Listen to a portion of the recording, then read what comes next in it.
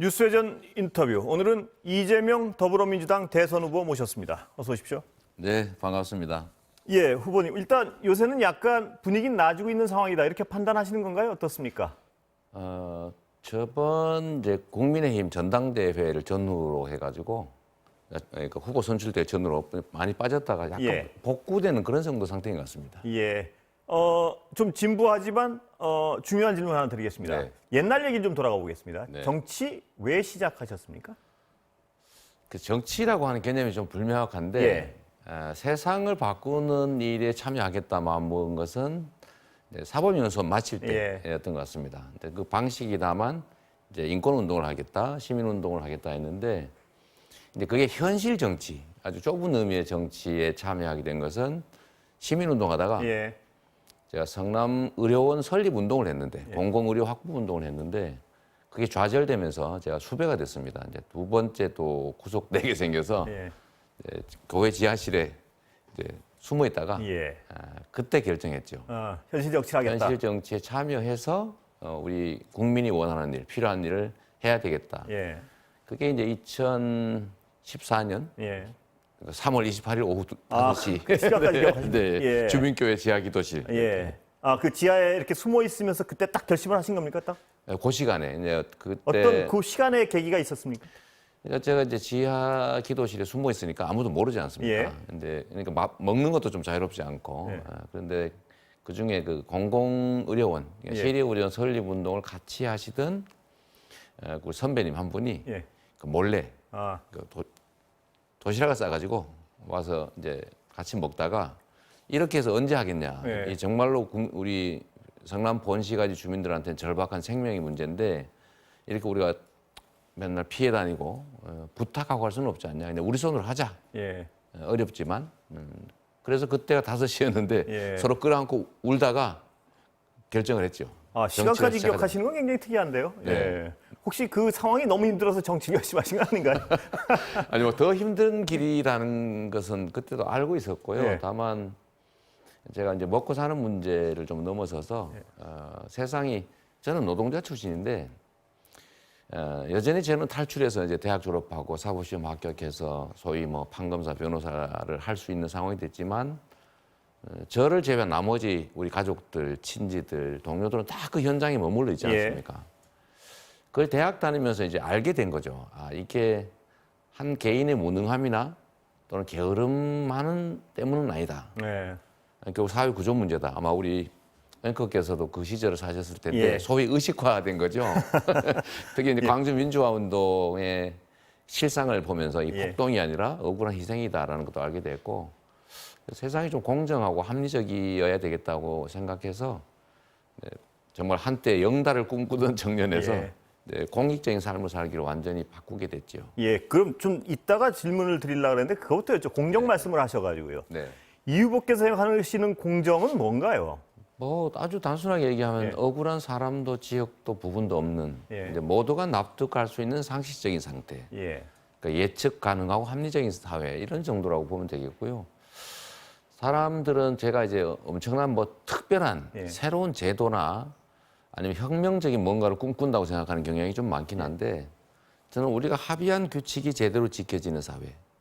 그러니까 누구도 법을 어겨서 이익 볼 수 없고 또 누구도 법을 지키는 게 손해가 아닌 그런 상식적인 사회를 만드는 게 공정이라고 보죠. 예. 그 공정이라는 화두가 먹히기 때문에 네. 그런 것인지 윤석열 후보도 마침 공교롭게도 대선 출마하실 네. 때 그 첫 선언이 공정과 상식이었습니다. 그렇습니다. 그분이 말씀하시는 공정과 이 후보께서 말씀하시는 공정은 다릅니까? 같습니까? 아마도 출발지와 보는 방향이 좀 다른 것 같습니다. 예. 그러니까 우리 윤석열 후보께서는 이제 사법연수원 마치시고 검사의 길로 기득권의 길을 쭉 가다가 검사의 시각에서 누군가를 벌하고 잘못을 찾아내는 일에서 국민들이 기대를 갖게 된 것 같습니다. 예. 우리나라가 법을 지키지 않고 혜택 보는 사람이 너무 많으니까요. 뭐 그거에 있어서 전직 대통령 둘을 구속시켰고 또 현직 대통령을 뭐 일부에서 보기에는 좀 과할 정도로 공격하고 예. 그러면서 공정할 것이다라는 기대를 아마 국민들이 갖게 된 것 같습니다. 그게 정권 심판론이라고 하는 거하고 맞물리면서 이제 기대로 전환이 예. 된 거 아닌가 싶고요. 저는 사법연수원을 마치면서 소위 인권 변호사의 길로 가서 이제 현장에서 우리 국민들의 삶을 함께 치열하게 느꼈죠. 제가 말하는 공정은 토대를 바꾸는 겁니다. 예. 누구나 공정한 기회를 가질 수 있는 세상, 힘세다고 법을 어기고 혜택 볼 수 없는 세상, 모두가 꿈꿀 수 있는 기회가 동등한 세상, 또 노력한 만큼 결과가 제대로 보상되는 그런 사회를 꿈꿨고, 그러기 위해서 인권 변호사도 해보고 시민운동가도 해보고 결국은 이제 시장, 모지사를 거쳐서 이 자리까지 왔기 때문에 저는 토대를 좀 바꾸자, 공정한 토대를 만들자는 측면, 그다음 출발지 자체가 현장과 바닥 또는 뭐 국민 속에서라고 할 수 있을 텐데 그런 출발점과 토대가 좀 다르지 않나 싶습니다. 이따도 질문을 드리겠지만 후보께서 말씀하시는 토대 공정과 윤 후보가 말씀하시는 사법적 공정. 그런데 윤 후보는 사법적 공정을 이행해낼 어떤 자질은 가지고 계시다고 봅니까? 아니면 의심스러운 부분이 있으십니까? 그러게요. 어떤 학자가 그 연구를 해보니까 제3범죄를 저지를 때 300억 이상의 범죄를 저지르면 액수가 올라갈수록 형량이 낮아진다고 하는 통계가 있고 300억 미만이 되니까 점점점 액수가 적을수록 형량이 높더라. 이런 얘기가 있었는데 사실 윤석열 후보께서도 특수부 검사로서 사실 거기에 한 일조를 하셨죠. 저 같은 경우는 우리 가족들이 시정에 개입하는 것 자체를 원천 봉쇄하려다가 이제 셋째 형님하고 충돌이 발생해서 최근에 무슨 뭐 욕설 테이프 이런 문제로 고통을 겪기도 합니다만 만약에 정말로 공정했더라면 과연 가족들이 그런 범죄를 저지를 수 있었을까? 아니면 또 그런 범죄 혐의들이 있음에도 불구하고 저렇게 좀 보호받을 수 있었을까라는 측면에서 보면 의구심이 전혀 없는 건 아니죠. 그 후보께서 지금 가족 말씀을 하셔가지고 여쭤보는 건데요. 비천안 어제 그 주말 내내 화제가 됐었는데요. 논란이 됐었고 비천한 곳에 태어났다. 이 표현에 대해서 다시 한번 좀 설명을 해주시죠. 가난하다고 비천한 것이냐 뭐 이런 비판도 있고요. 또 그럴 수 있죠. 그런데 이제 지금 현재 정치 상황에서 보면 저의 주변 문제나 저의 출신의 문제나 이런 것들을 사실 공격하는 게 많습니다. 정치적으로. 그러나 사람들의 삶이란 다양한 것이고 또 가난하고 또 어렵게 산 인생이라고 해서 존중받지 못할 이유도 없는 것이고 또 한 사람의 삶을 보는 시각이 또 어느 쪽은 옳고 어느 쪽은 틀리다고 할 수 없기 때문에 그 다양함의 일면이다. 이제 우리 저처럼 이렇게 험한 상황에서 태어나서 치열하게 살아온 사람도 있다. 그러니까 진흙이라고 해서 되게 폄훼하지 말고 진흙 속에도 꽃은 핀다. 이런 뭐 얘기를 그냥 담담하게 드린 것이었습니다. 두 가지 제가 좀 불편한 질문을 좀 드리겠는데요. 괜찮습니다. 한쪽 야당 쪽에서는 비천하다고 해서 그렇게 험한 말을 하는 건 모두 다 그런 말을 하는 건 아니다. 이런 주장을 하는데 그 부분은 어떻습니까? 제가 그 점을 말씀드린 건 아니었어요. 그러니까 뭐 저희 가족들이 대개는 매우 이제 험한 환경에 살았는데 실제로 정치권 일부나 또는 뭐 우리 일각에서는 출신 자체에 대해서 혐오를 하는 경향도 없지 않습니다. 뭐 그런 점을 제가 지적한 것이지 가난한 서민의 삶이 비천하다라고 표현한 건 전혀 아닙니다. 그렇다면 또 한쪽에서는 그 비천하다는 말씀 때문에 야당에서는 옛날식 감성팔이하고 있다 이런 비판도 하던데 그 부분은 어떻게 보세요? 오히려 이제 반대라고 봐야 되겠죠. 그러니까 그 과거에 그 험악했던 어려웠던 삶 자체를 비난을 하니까 이제 그게 이제 비판의 요인이 되니까 그 점을 제가 이제 나름 설명한 것이고 오히려 그게 그 지적 자체가 좀 부당하다는 생각이 좀 들긴 합니다. 제 입장에서는. 정책 얘기 좀 넘어가겠습니다.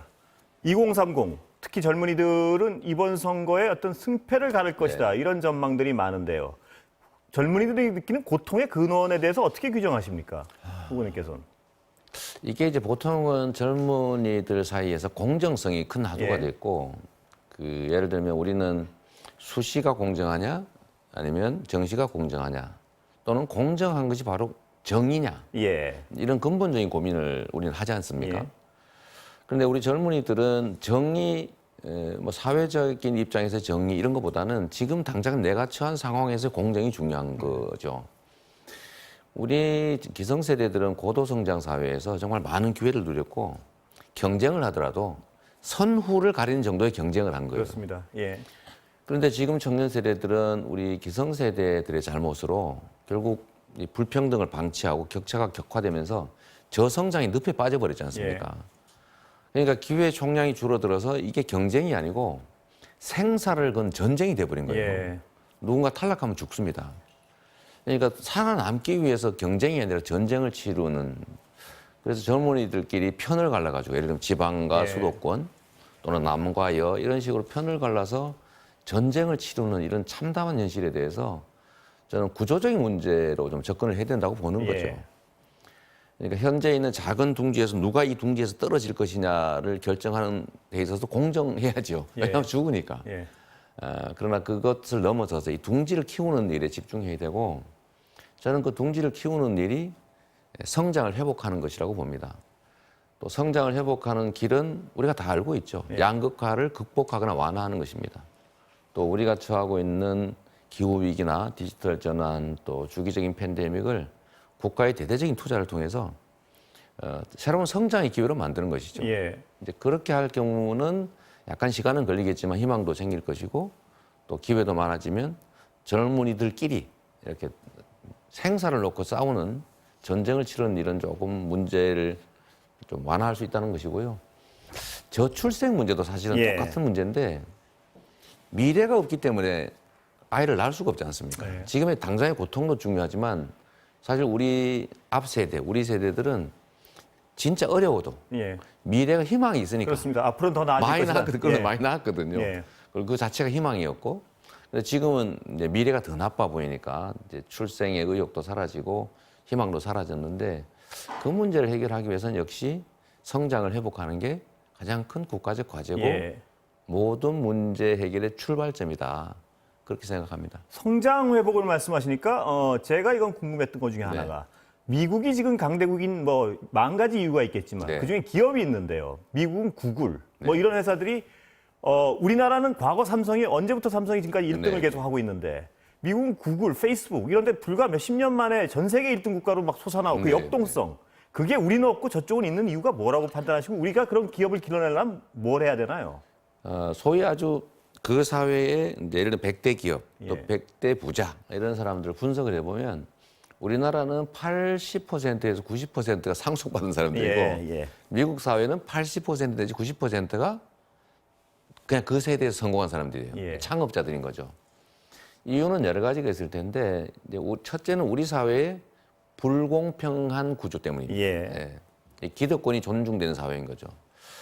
두 번째는 저는 이게 우리 사회의 역동성 부족이라고 보는데, 이 문제를 해결하려면 소위 자율성이 강화돼야 됩니다. 그러니까 소위 앞으로는 특히 이제 기술 혁명에 따라서 사회 변화가 엄청나게 빨라질 텐데 이럴 때 관료가 전문 관료가 모든 가능한 경우를 정해주고 그 안에서만 활동해라 이렇게 할 경우는 정체가 되거든요. 그래서 규제 방식을 완전히 바꿔서 예측되는 위험 영역은 다 금지를 하는데 그 외에는 자유롭게 할 수 있도록 소위 네거티브 방식으로 규제를 대전환하는 게 중요하고요. 또 한 가지는 교육 혁신을 통해서 미래형 인재들을 양성해내야 됩니다. 그리고 또 한 가지 더 중요한 것은 결국 토대에 해당되는 인프라 구축에 국가가 대대적으로 투자해야 되는데 이게 이제 루즈벨트가 대공황 때 했던 일이기도 하고 지금 현재 미국의 바이든 정부가 하고 있는 일이기도 합니다. 그래서 이런 여러 가지 규제 합리화, 국가의 대대적인 투자를 통해서 창의와 혁신이 가능하게 하고 그 안에서 기업들이나 창업자들이 자유롭게 활동할 수 있게 해주면 저는 우리 국민들의 역량이 뛰어나기 때문에 충분히 세계와 경쟁할 만한 기업들을 만들어낼 수 있다 이렇게 생각합니다. 말씀하신 것 중에 약간 구체적으로 여쭤보고 싶은 게 있는데요. 교육은 이게 말은 쉬워도 교육만큼 어려운 게 없지 않습니까? 어떤 방향으로 창의를 개발해야 되나요? 지금 현재 기업들은 예를 들면 프로그래머가 필요한데 지금 구할 수가 없다는 거예요. 그런데 교육 현장에서 가르치는 교육을 받은 사람들은 취업할 곳이 없어서 난리입니다. 결국은 현대 기업들이 또 현대 사회가 필요로 하는 디지털 인재들을 양성을 해내야 되는데 그러려면 일단 교사가 바뀌어야 되고 프로그램이 바뀌어야 되고 시설과 장비가 바뀌어야 되고 공간이 바뀌어야 되고 네, 이런 것들을 바꾸려면 결국은 국가의 교육 투자가 필요합니다. 예. 저는 지금 현재도 예를 들면 대학에 보면 계약학과라고 해가지고 정원 외에 이제 정원을 허용하거든요. 예. 또 특성화고등학교도 요즘은 조금씩 자리를 잡는데 각자가 원하는 미래형 인재로 양성될 수 있도록 국가가 전형적인 정해진 교육 방식이 아니고 기업이 원하는, 개인이 원하는 교육을 할 수 있는 장을 만들어줘야죠. 예. 결국은 교육에 대한 투자가 필요합니다. 예. 그 양극화가 우리 사회의 어떤 많은 문제점의 중심에 있다고 판단을 하고 계신 것 같은데요. 그 중에 그거 관련해서 여쭤보지 않을 수 없는 게 최저임금이라는 게 있습니다. 네. 최저임금의 경우에 며칠 전에 윤석열 후보는 최저임금 때문에 네. 고용하고 싶어도 못 고용하는 분들이 있고 또 일하고 싶어도 못 일하는 사람이 있다. 이런 인식에 대해서는 어떻게 보세요? 사회는 그러니까 많이 벌고 많이 쓰는 사회로 갈 수도 있고 예. 적게 벌고 적게 쓰는 사회로 갈 수도 있습니다. 그리고 최저임금이라고 하는 것은 이제 헌법이 정한 국가의 의무이고 하나의 제도라서 최저임금제를 폐지하겠다라고 말씀하신 것 같은데 그거는 위헌 행위를 하겠다라는 뜻이고요. 특히 최저임금 자체가 가지는 의미는 인간다운 최저한의 삶이 가능하게 하는 최저선이기 때문에 이거 적정 임금하고 완전히 다른 겁니다. 그 이하로 내려가면 안 되는 임금을 우리가 사회적 합의를 통해서 정한 거예요. 그래서 그 최저임금을 폐지하겠다는 말씀은 경제 구조에 대한 기본적인 이해가 좀 부족하지 않나 싶은 생각이 드는데 특히 이게 이제 주 120시간 일해도 된다라든지 이런 말씀하고 결합시켜서 보니까 그냥 현장의 고통, 그러니까 한계 기업들의 고통에만 좀 천착하는 거 아니냐는 생각이 듭니다. 최저임금을 주고도 견디기 어려운 기업들은 사실 국가 정책을 통해서 새로운 기업으로 산업으로 전환해 나가야 됩니다. 만약에 최저임금을 올리지 않거나 계속 내리면 결국 한계 기업들만 계속 양산을 하고 전환해야 될 기업들이 결국 좀비 기업 형태로 살아남게 됩니다. 결국은 우리 사회 전체가 심각한 위기에 빠지겠죠. 예. 그 후보님 말씀하신 그 부분도 있지만 어떤 소상공인들 입장에서 한번 보면 이건 또 다른 문제인데요. 그분들 중에는 정말 아르바이트생보다 못 벌어가는 분들도 적지 않습니다. 그렇습니다. 그런 부분에 대해서는 원칙적으로 말씀하신 그 부분에 대해서는 모두가 동의할 수밖에 없을지라도 그분들의 어떤 고통, 아르바이트생보다 못 벌어가는 자영업자들 이분들의 부분은 어떻게 해야 되나요? 이 부분은 그러면? 우리나라는 전 세계에서 자영업자 비율이 관광으로 먹고 사는 나라보다 오히려 더 많은 경우입니다. 25%, 7% 이렇게 얘기하니까요. 보통 한 15% 정도 선인데 과도하게 많습니다. 그게 첫 번째 근본적인 원인이고요. 이 문제를 해결하기 위해서는 결국 고용을 늘려야 됩니다. 고용을 늘리려고 하는데 고용의 질이 떨어지니까 사실 고용이 안 되는 거죠. 임금도 높아야 되고 고용의 안정성도 있어야 되고 처우도 괜찮아야 되는데 이런 일자리는 없고 그냥 최저임금 주겠다. 겨우 살다가 먹고 사는 정도 수준의 처우만 하겠다고 하니까 취업을 안 하려고 하고 이 악순환이 되고 있거든요. 그렇습니다. 그래서 저는 자영업자들을 이익을 주기 위해서 임금을 낮춰야 된다든지 묶어야 된다는 생각을 하는 게 아니고 다른 방식으로 자영업에 대한 지원이 필요하다는 거죠. 그리고 실업 압력을 줄여야 자영업 유입이 줄어드는데 결국 저는 중소기업을 좀 보호하고 대기업이 중소기업을 이제 억압할 수 없는 구조를 만들면 중소기업들도 좀 여력이 생겨나고 그러면 중소기업들도 좋은 인재 써서 성장하고 싶기 때문에 처우가 개선될 것이고 그러면은 이제 고용과 이 취업과 고용 요구가 맞아 떨어져 들어가니까 이제 실업이 좀 줄어들면 자영업으로 유입되는 압력이 좀 줄어들 수 있죠. 이게 첫 번째 그게 근본적인 대책이라고 생각이 됩니다. 다만 이제 자영업자들 자체가 사실은 고용을 안 한 자영업자 거의 대부분이에요. 아르바이트 임금을 올렸던 자영업자가 어렵더라고 하는 것도 팩트인 건 맞는데 전체 자영업자 중에서 차지하는 비중이 그렇게 높지는 않습니다. 오히려 매출이 늘어나는 장점도 또 있죠. 그래서 이건 매우 복합적인 것이어서 자영업 부분만 똑 떼가지고 임금 문제만으로 해결이 되거나 또 심각하게 되느냐라고 보기에는 너무 복합적이죠. 자, 그동안 이 대선 출마하시고 후보님을 가장 괴롭혀오신 하나의 주제로 들어가겠습니다. 대장동이요. 대장동 사태의 본질은 뭔가요, 보시기에? 예. 부정부패지요. 예. 그 부정부패의 핵심은 토지 개발에서는 엄청난 이익이 발생하기 때문에 소위 예. 불로소득이 발생하기 때문에 토지 개발 사업에는 반드시 정치적 결탁이 일어납니다. 예. 그건 행정가일 수도 있고 정치권일 수도 있습니다.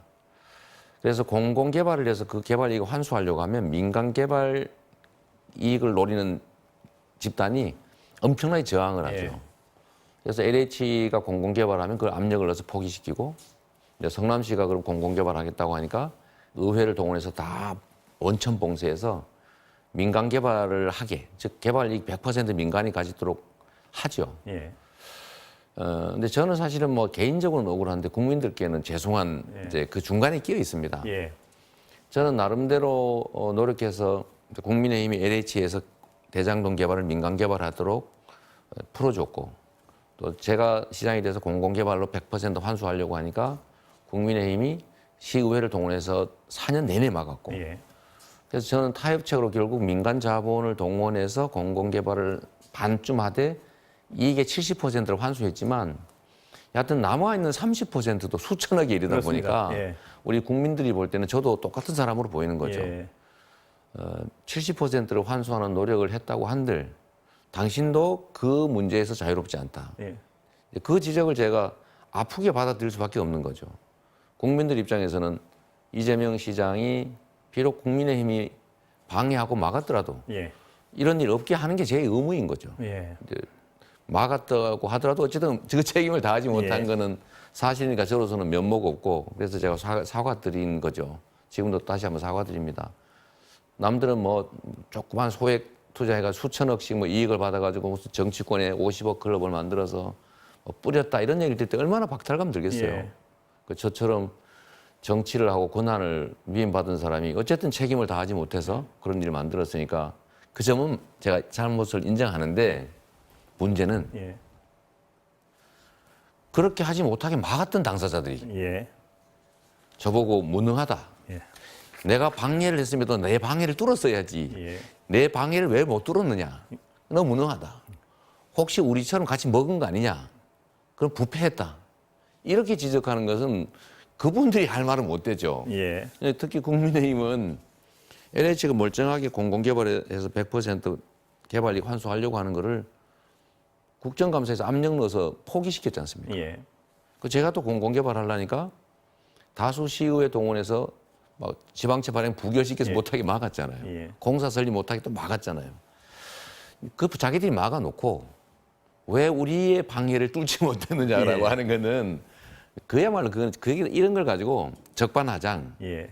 또는 후한무치 이렇게 표현하는 것 같습니다. 그 부분을 후보께서 설명해 주신 분을 100% 받아들인다 그래도요. 네. 문제는 뭐냐면 지금 유동규라는 인물이 있습니다. 네. 유동규라는 인물이 만약에 그 배임 혐의가 증명된다면 네. 야당에서 어떻게 공격하냐면 네. 유동규의 배임을 알았다면 후보님도 배임이고 몰랐다면 그걸 어떻게 모를 수 있냐 무능이다. 이 공격에 대해서 어떻게 방어하시겠습니까? 뭐 저도 사실 믿었다가 배신을 당한 예. 입장이라서 그건 제 개인 문제이고 제가 관할하는 공무원이 어쨌든 4,5천 명 정도 되니까 예.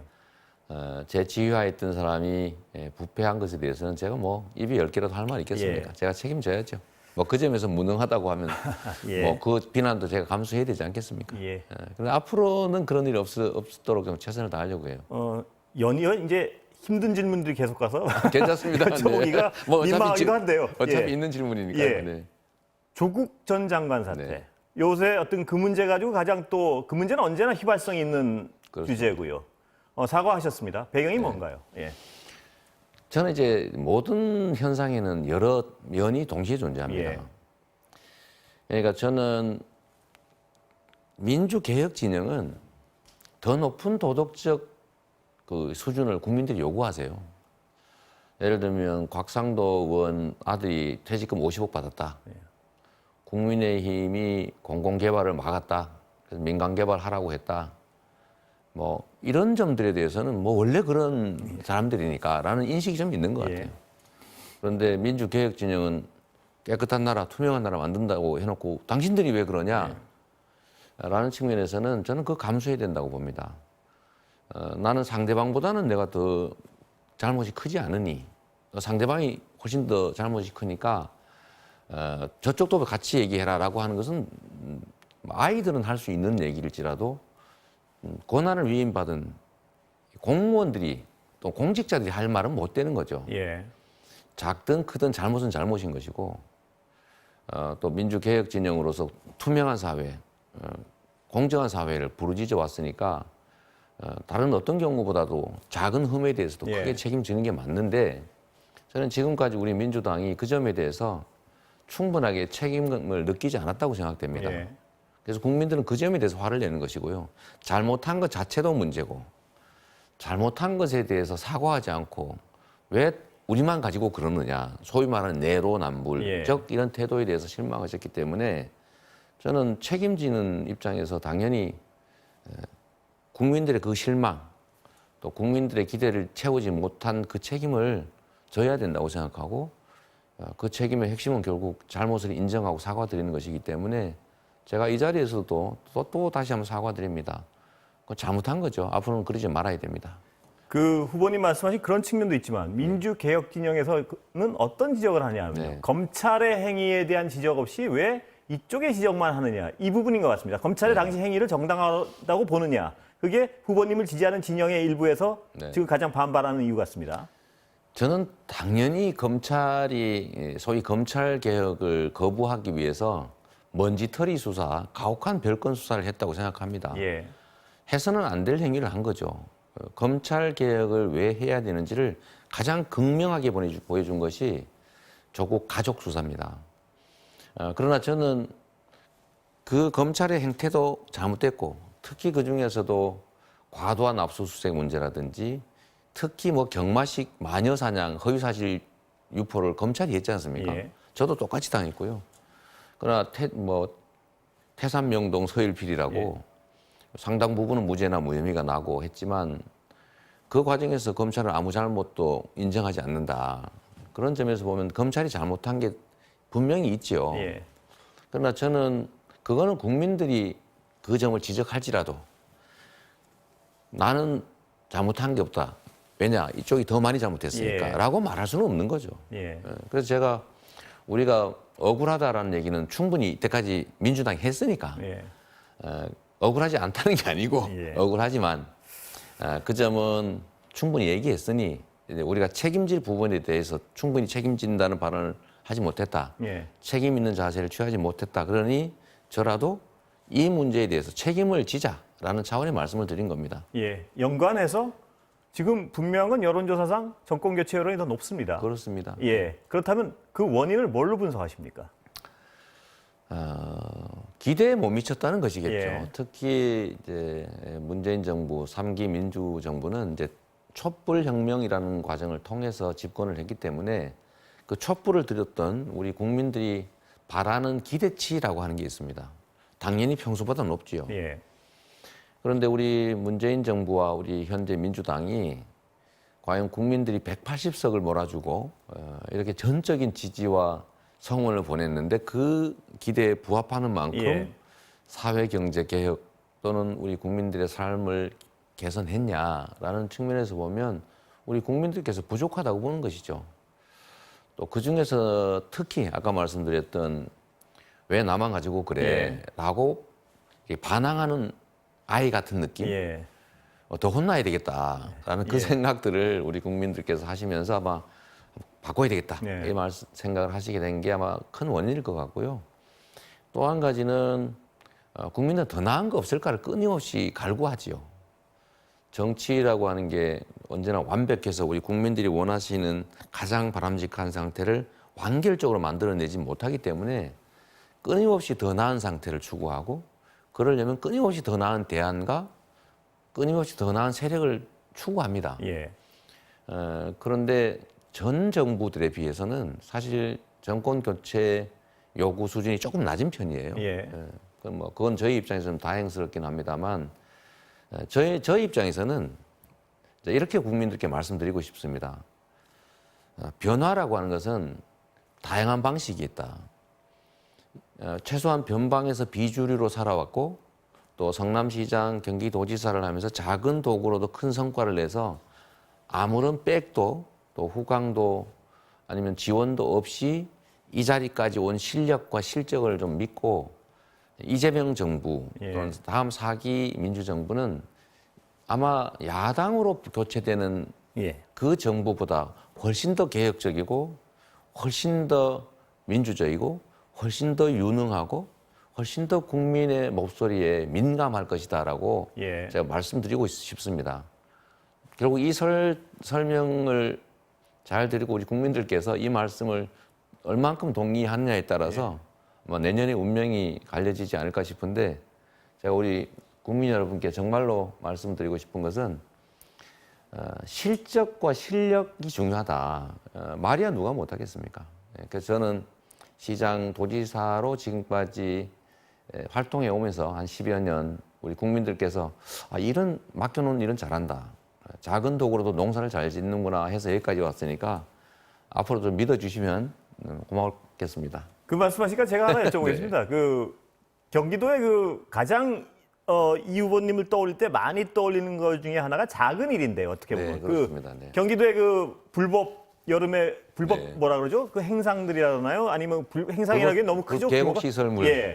그거를 없앴을 때 사람들은 두 가지를 궁금해했습니다. 왜 저렇게 할 수 있는 걸 다른 데도 못하지? 그 부분은 왜 못합니까? 도대체 궁금해서 여쭤보는 겁니다. 이 부분. 이해관계 때문입니다. 이게 그 소위 계곡이 있는 지역의 그 사람들은 그 동네 유지들이에요. 유지들인데 정치 행정계에 인연이 너무 많습니다. 제가 단속을 지시를 했더니 어느 지역에 이런 얘기가 있었어요. 아무도 단속을 못한다. 다 공무원 형이고 공무원 동창이고 공무원 친척이고 공무원의 동네 이웃이고 이런 거예요.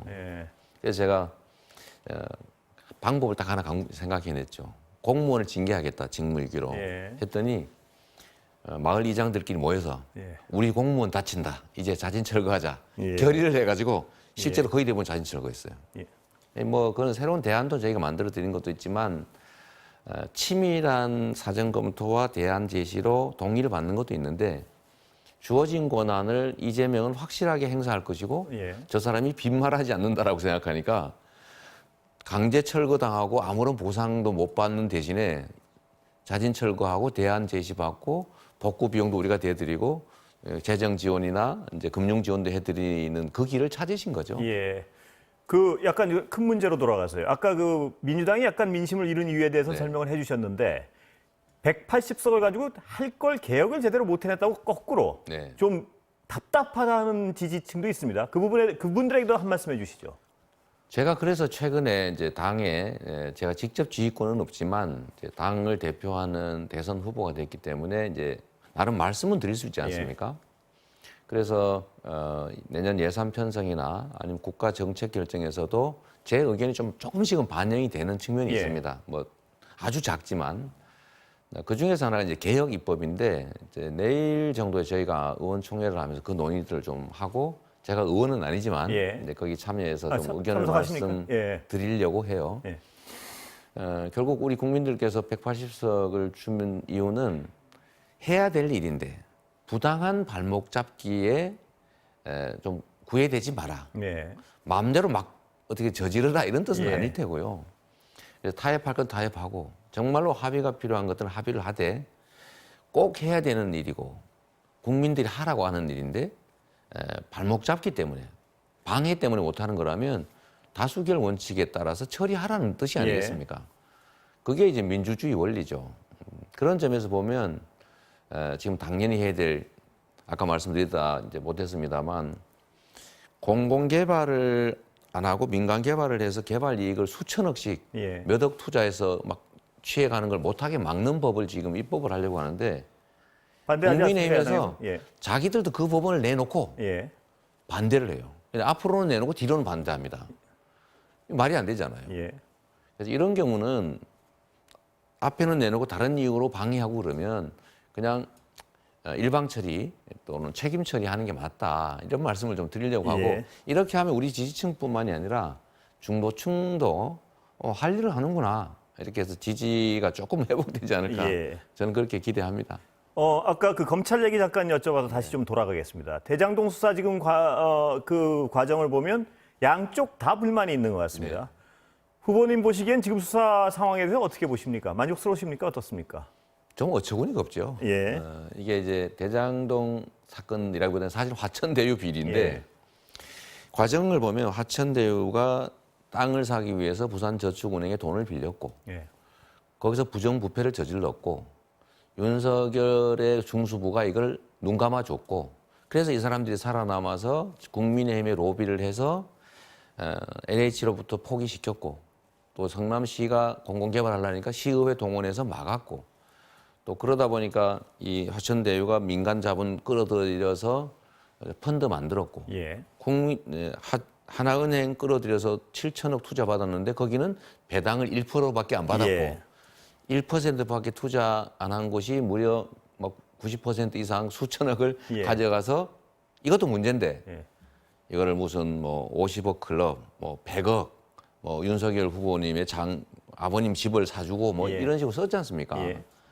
이걸 전체를 수사를 해야 되는데 이게 전체를 제대로 안 하고 성남시가 이 개발 인허가를 혹시 한테 이재명이가 뭐 잘못한 거 없을까만 집중적으로 수사를 했어요. 예. 물론 하나도 발견하지 못했죠.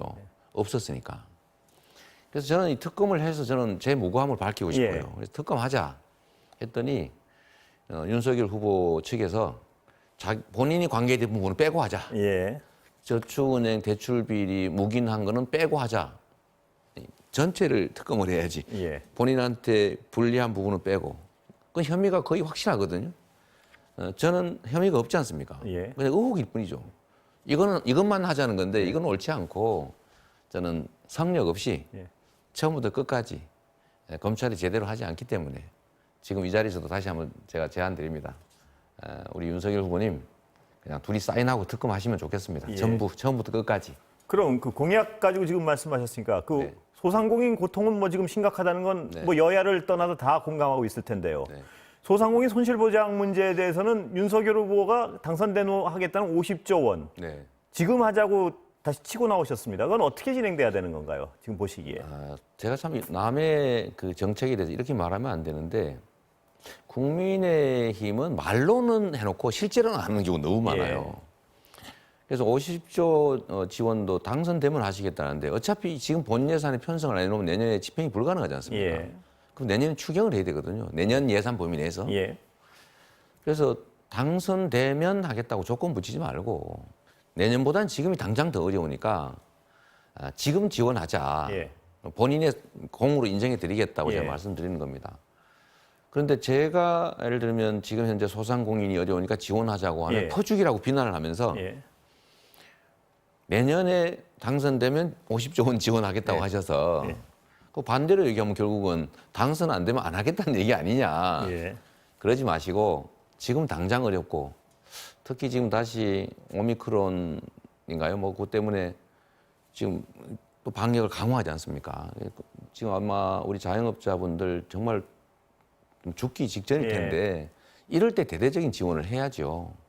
빈말하지 말고 약속하지 말고 먼저 실천하자. 정말 예. 진심으로 제가 그 부탁드리고 싶습니다. 예. 시간은 거의 다 돼가는데요. 벌써 시간이 다 됐나요? 이따 또 잠깐 뵙겠지만 네.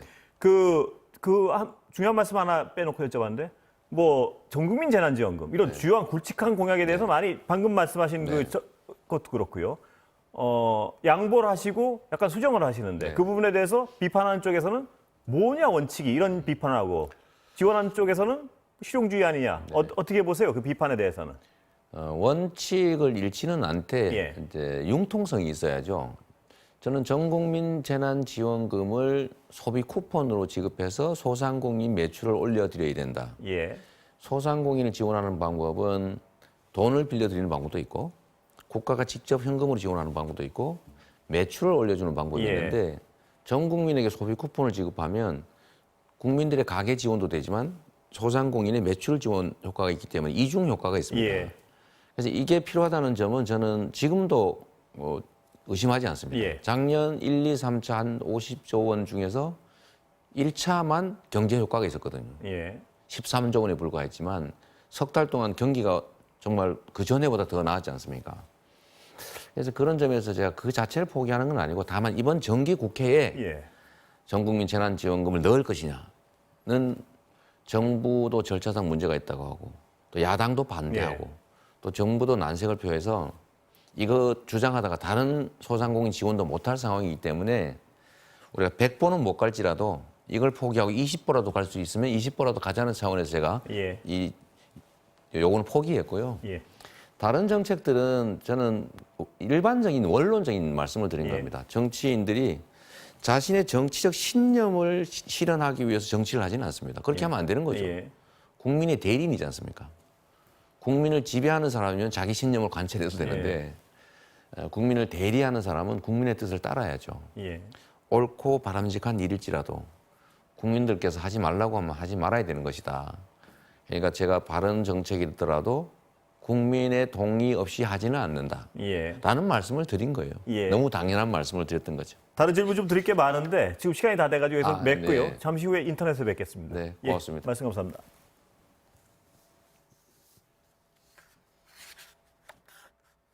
국민의힘 윤석열 후보도 뉴스회전의 인터뷰 요청을 수락하신다면 동일한 시간 동안 인터뷰를 진행하도록 하겠습니다.